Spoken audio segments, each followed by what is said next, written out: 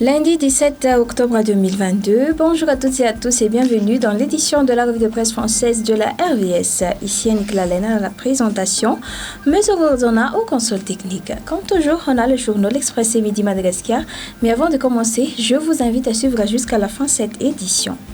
À la ligne du journal L'Express de Madagascar, projet de développement, des appuis budgétaires discutés avec la Banque mondiale. La délégation malgache s'est entretenue avec l'équipe de la Banque mondiale à l'occasion de la réunion annuelle à Washington. L'objectif était d'étudier des faisabilités des programmes d'appui budgétaire et de redéfinir des actions prioritaires pour Madagascar.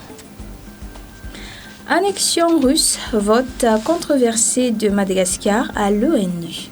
Un vent de controverse souffle au sujet du vote de Madagascar aux Nations Unies. Mercredi, le président de la République n'aurait pas été consulté avant cette prise de position. Côté hydrocarbures, des investissements à fonds perdus. Madagascar peut-il devenir un jour l'Eldorado des majors du pétrole ?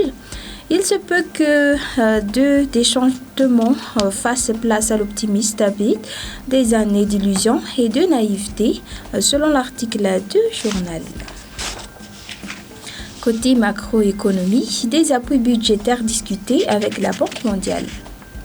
Madagascar a soumis un plan d'action prioritaire à la Banque mondiale. Parmi ces actions figurent des appuis budgétaires auxquels la Banque mondiale a donné son accord de principe. En actualité sociale, développement, les femmes rurales sous les feux des projecteurs. Célébrée chaque année le 15 octobre, la journée des femmes rurales a été axée cette fois-ci sur la crise mondiale du coût de la vie. Leur valorisation a été aussi mise en envergure d'après l'article du journal. Côté fait divers, accident à Talatamath, la somnolence du chauffeur fatigué tue. 2 morts et 9 blessés ont été déplorés dans un accident de la route samedi à Bel-Air à Talatamath. Le chauffeur fatigué et égourdi a accéléré au lieu de freiner. Passons maintenant au journal Midi Madagascar, vote aux Nations Unies. Décision unilatérale du ministre des Affaires étrangères, c'est la question qui se pose. Restons toujours dans l'actualité politique, revendication des îles éparses. La France propose une feuille de route scientifique. Les îles éparses ne seront pas encore malgaches. Jean-François Carenco a souligné que le régime Macron n'est pas prêt à céder ces îles, étant donné les contestations territoriales. En actualité économie du journal, gestion des ressources humaines, Technec Group lance Anywhere Clock.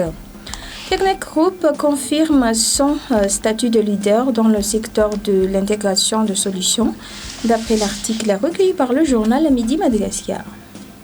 Et côté déforestation à grande vitesse, un danger encore sous-estimé selon Roland Ratzilak. De nombreuses communautés villageoises dépendent encore des ressources forestières pour survivre.